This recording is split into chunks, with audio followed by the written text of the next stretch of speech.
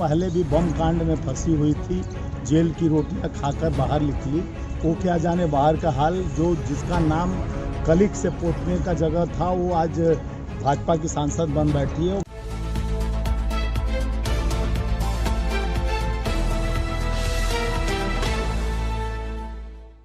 साध्वी प्रज्ञा ठाकुर ने कहा है कि राहुल गांधी कभी देशभक्त नहीं हो सकते। इसको किस नजरिए से देखते हैं? देखिए, जो पहले भी बम कांड में फंसी हुई थी, जेल की रोटियां खाकर बाहर निकली, वो क्या जाने बाहर का हाल। जो जिसका नाम कलिक से पोतने का जगह था, वो आज भाजपा की सांसद बन बैठी है। वो क्या जानती है कि जो देशभक्त का बेटा, जिन्होंने त्याग तपस्या बलिदानी राजू जी का इस मट्टी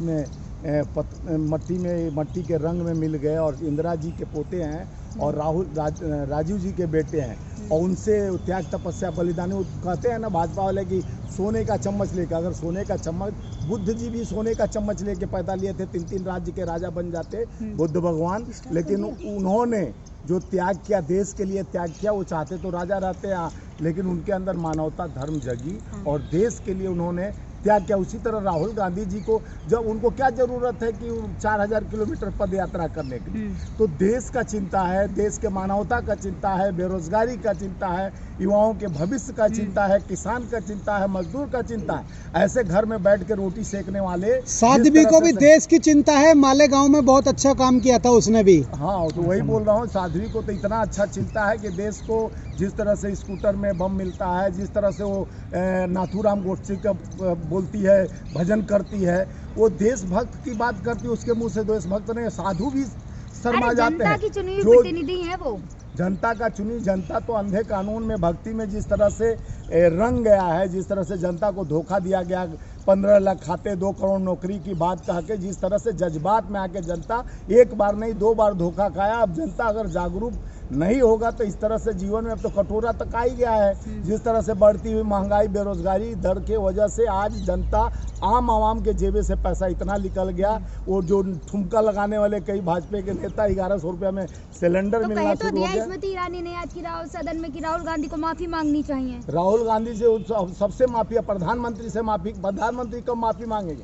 किससे मांगेंगे सर? देखिए, प्रधानमंत्री सुनिए पहले, देश का प्रधानमंत्री विदेश में जाके कहता कि हमको तो बड़ी शर्म आती है इस भारत देश में पैदा होने पर, अपने पैदाइशी पर शर्म आती है। वो कहे थे हम संघई में चीन के मई 2015 में कि हमको देश में शर्म आती है पैदा होने में, और वहीं जाकर फिर कैलिफोर्निया में 2015 में कहते हैं कि हमें उस देश में गंदगी में पैदा हुआ, वहाँ गंदगी साफ कर रहा हूँ। जो पहले के नेता गंदगी फैला के गए हैं, गंदगी, वो शर्म नहीं आती है प्रधानमंत्री को?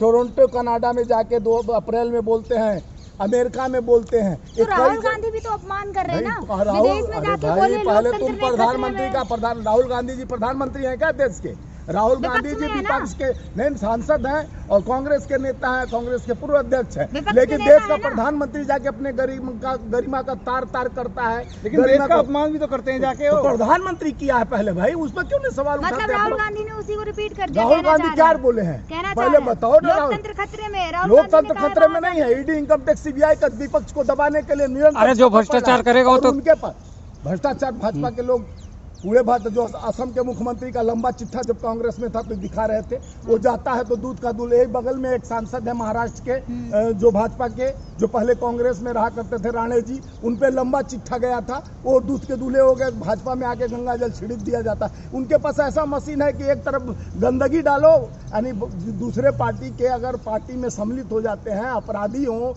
गुंडा हो, बदमाश हो, चाहे मनी लॉन्ड्रिंग के केस में फंसे हैं, तो उनको मशीन में डालो। इधर रिफाइंड भाजपा सब सन्यासी हैं, पूरा जीवन उन्होंने अपने देश के नाम कर दिया। चाहे बाबा योगी ले लो, चाहे साक्षी महाराज ले लो, चाहे प्रज्ञा साध्वी ठाकुर ले लो, ऐसे तमाम देश के लिए ही काम कर रहे हैं। कोई नहीं है उनके आगे पीछे, पूरा देश वही आगे पीछे नहीं, तभी तो लूट रहे हैं, देश को धोखा दे रहे हैं। देश की एकता और अखंडता पर ऐसे ही भगवाधारी लोग खतरे हैं। देश के लोकतंत्र पे एक खतरे हैं। मजाक बन के रख गए, साधु का भेष पहन के जिस तरह से कृत्य करते हैं, जिस तरह से जनभावना को भड़काने का, जात पात धर्म की राजनीति करते हैं, जिस तरह से इन्होंने मानसिकता देश का बना रुका। जब भी महंगाई की बात करो, जब बेरोजगारी की बात करो, जब विपक्ष आक्रामक होता है, जब सच्चाई की बात लाता है, जब जेपीसी लागू करने की बात लाता है, तब सीधे जाकर विपक्ष का भूमिका यानी भाजपा निभाने लगती है। आप कह रहे हैं लोकतंत्र खतरे में, लेकिन लोकतंत्र खतरे में कहाँ है? आप भी तो बोल रहे हैं ना खड़े होकर यहाँ पे। सुनिए, ये बोलने का तो अधिकार हम ही लोग तो लोकतंत्र में है ना, बोल नहीं सकते। यही है ना। नहीं, बोल कौन सी हम बोल रहे हैं, हमारे साथी भी कई ठो बोले उनके हैं। तो फिर राहुल गांधी बाहर में जाए क्यों बोलने नहीं दिया जाता? कल कोई ठीक नहीं है कि हमारे यहाँ भी ईडी पहुँच सकता है। भाई बोलना भी इस देश में प्रधानमंत्री के खिलाफ और देश के गृह मंत्री के खिलाफ एक तरह का बहुत बड़ा साजिश चल रहा है देश में, कि अगर विपक्ष अपनी आवाज़ रखता है, सच्चाई की बात लाता है, सच्चाई का आईना दिखाता है, जिस तरह से देश में क्रांति वीरों ने जिस तरह शहादत दे के हमारे देश को मान सम्मान बढ़ाया था, ये अछूत लोग आकर जिस तरह से देश को एक तरह कोरोना का जाति की बात ना करें आप यहाँ पे। जाति बात नहीं, जाति धर्म हम थोड़ी न करते हैं। हमारा पार्टी कभी जात बात की बात सुनो, पहले आप जात बात का तो आप लोग फैलाते हो। जिस तरह से वो गठरी बांध के बाबा लोग आ जाते हैं चैनलों पर, जिस तरह चैनलों पर दिखाया जाता है कि हम हिंदू राष्ट्रपति, उस तरह से आप लोग के मुंह पे टेप लगा रहता है। क्यों नहीं पूछते भाजपा के लोगों से कि ये जात पात धर्म नेशनल चैनल पर क्यों नहीं दिक्कत है? यहाँ हिंदू मुसलमान सिख ईसाई सभी ने बलिदानी दिए, शहादत दिया, इस देश को बनाने में सबका भूमिका रहा है। तो ये देश एक का नहीं है ना, एक धागे में पिरोया गया है। तो हिंदू राष्ट्र में भी तो वही कह रहे हैं ना। तो हिंदू राष्ट्र में अगर अभी क्या तुम खतरे में हो? 2014 के बाद हिंदू खतरे में आ गए भाई। 75 साल तक हिंदू खतरे में नहीं थे। जब देश का प्रधानमंत्री, राष्ट्रपति, देश के सारे गरिमा पोस्ट पर बैठे वो लोग हैं, तब पर भी हिंदू खतरे में है। और जब 75 साल में दूसरा पार्टी का सरकार था तब खतरे में नहीं। तभी तो बीजेपी अध्यक्ष ने कहा, कर्नाटक के बीजेपी अध्यक्ष ने कहा है कि राहुल गांधी शादी इसलिए नहीं कर रहे हैं कि बच्चे पैदा नहीं कर सकते। देखो, ये लोग बड़ा अनुभवी हैं जो आरएसएस वाले और भाजपा वाले, कि नारी का सम्मान की बात करते हैं, बेटी बचाओ बेटी पढ़ाओ का बात प्रधानमंत्री कहते हैं। जिस तरह से नारी का सम्मान चिन्नैया ने किया, जिस तरह से वो सेंगर ने किया, वो तो भाजपा का कुथित मानसिकता, जिस तरह से नारी के सम्मान की बात करके नारी को छेड़ता है, नारी के साथ उसके उपाध्यक्ष। वो तो राहुल गांधी को कह रहे हैं ना, नारी को कहाँ कह रहे हैं? हम लोग तो सम्मान करते, सर्वत्र पूजते नारी। हम लोग हमेशा नारी का सम्मान किया। हमारे प्रियंका गांधी जी उत्तर प्रदेश में नारियों को 40% सीट दिलवाई। नारियों की बात कांग्रेस पार्टी आधी आबादी नारी की बात करती है। हमेशा से कांग्रेस ने महिलाओं का सम्मान किया। ये सम्मान के नाम पर महिलाओं का अपमान भाजपा में हुआ। गिन के कहो तो हजारों बड़े नेता का नाम गिनाऊंगा, बड़े नेताओं का नाम बनाऊंगा जो उनका कृत्य में महिलाओं के साथ छेड़खानी में, अभी भी एक सांसद खिलाड़ियों के साथ छेड़छाड़ किया।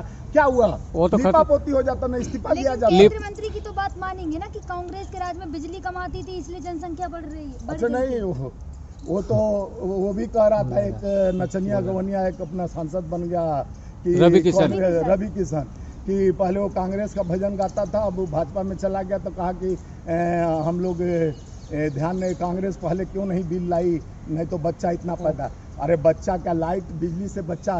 तुम्हारे अशिक्षा की कमी है।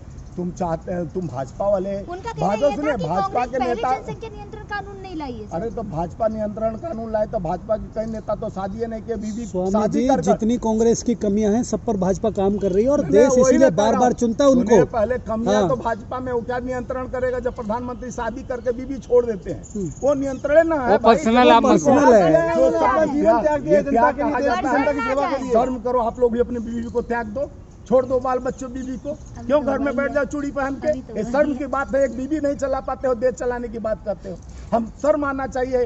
विश्वगुरु श्रेणी में देश लगातार तरक्की की ओर है। आप कह कौन सा तरक्की? आप लोग बताइए, कौन सा तरक्की किया है देश? आप लोग कितना पैसा लग के तरक्की का भाषण? 5 किलो अनाज नहीं दिया आपको? नहीं, 5 किलो अनाज आज से मिल रहा है। हमारे यहाँ छत्तीसगढ़ में 25 आय भी तो दुगुनी हो गई। अभी रिपोर्ट नहीं आई, आय दुगुनी हो गई। किसानों इसलिए 700 शहादत दिया, आत्महत्या किया, फिर किसान। तो फिर वो रिपोर्ट क्या है? सरकारी रिपोर्ट आई है। रिपोर्ट तो हमेशा इसका 2014 के बाद आय दुगुनी होगी। भाजपा का काम है रिपोर्ट फर्जी बनाना, फर्जी वादा करना, जुमला बेचना। ये बहुत बड़ा थोक व्यापारी जुमलों का है प्रधानमंत्री और भाजपा के लोग। पहले 2 करोड़ नौकरी 15 लाख खाते में, कई ठो उनके कारनामे। उनके कई लोग बाबा भी बोलते थे 35 रुपया 30 रुपया का डीजल पेट्रोल मिलेगा, 300 रुपया का सिलेंडर मिलेगा। वो सब थोक के धोखेबाज है। अरे सरकार चलाने के लिए टैक्स भी तो चाहिए ना। रामदेव जी ने ही कहा है। जीएसटी लगा दिया खाने पर, पनीर पर, दही पर, कफन पर। इस सरकार से कुछ बचा है? कफन तक पर टैक्स लगाने वाली सरकार की दुहाई आप दे रहे ठीक हैं। है। उससे पूछिए मोदी जी से कि अब बचा क्या है, किस पे तुम टैक्स लगाओगे? धरती पर चलने का भी टैक्स लगाओगे? कहीं पार्किंग पे खड़ा है आदमी, कहीं सांस ले रहा है, सांसों पे भी टैक्स लगाओगे क्या? ठीक है।